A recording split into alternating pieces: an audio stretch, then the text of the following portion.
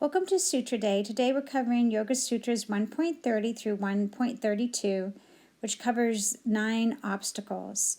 So in the beginning of the Yoga Sutras, Patanjali is explaining that yoga is the calming of the fluctuations of the mind. And he goes on to talk about practice and dedication. Right before this section, he is talking about the sound of Om, which is part of the practice, and that when one makes the sound of Om, they could turn their thoughts toward inward knowledge, to self-knowledge, and the removal of obstacles. So then he goes on to explain what those obstacles are, and there are 9 obstacles that he lists that we may encounter in our lives. So he talks about when there is chitta, again referring back to Yoga Sutra 1.2. Chittavritti Nirodha is the definition of yoga. So when there is chitta, scattered mental or emotional energy, it is usually connected with these obstacles that we might face. So there's number 1, disease or illness or a sense of dis-ease, not having ease, often in the body in this case. Then there's a sense of rigidness, number 2, be stubbornness, often translated as into denseness. Then number 3, there's doubt. Number 4, carelessness. Number 5, it can be being idle, or sometimes translated as lazy or laziness. This could also be translated into fatigue, just not getting things done because of having low energy. Then there is number 6, the opposite of stopping. So often when there's an A in front of the word, it means the opposite of. So this is usually translated into cravings, but it's interesting to also think of it as the opposite of stopping.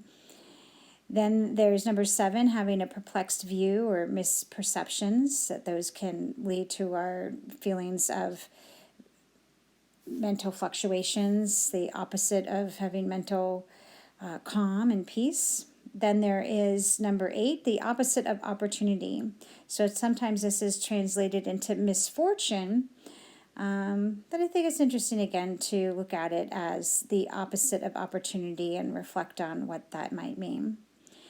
And then finally, there is the inability to maintain, and that's usually seen as the inability to maintain the practice, perhaps the practice of yoga, but it could also be the inability to maintain just the intentions that we set for ourselves. We can certainly see that that can cause a lot of mental fluctuations, any of these 9 things that we encounter in our lives. I would think most people have probably encountered at least probably all of these things at one point in their life. And so Patanjali goes on to explain that when we do encounter these obstacles, that there are 4 companions or sometimes consequences. I think companions is a little different way of looking at it than consequences. Consequences could almost sound like a punishment for having these obstacles.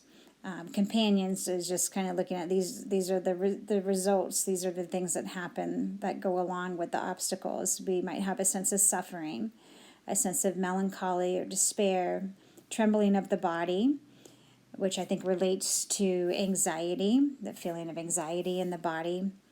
There is irregular inhale and irregular exhale, which is translated as labored breathing. But it's also interesting to look at the breaths themselves and not just seeing that the breath is labored, but that it is irregular. So Patanjali goes on to explain that the obstacles and their companions can be prevented with the practice of single-pointed focus on reality or truth. So Patanjali explains the problem to us and then gives us the solution. The next set of Yoga Sutras go on to cover some of the single-pointed practices that we can experience. So in the next few weeks, I'm excited to start to go over these practices with you, and we'll have opportunities to practice the different recommendations that Patanjali has for ways to practice single pointed focus, and I hope you find one that works well for you.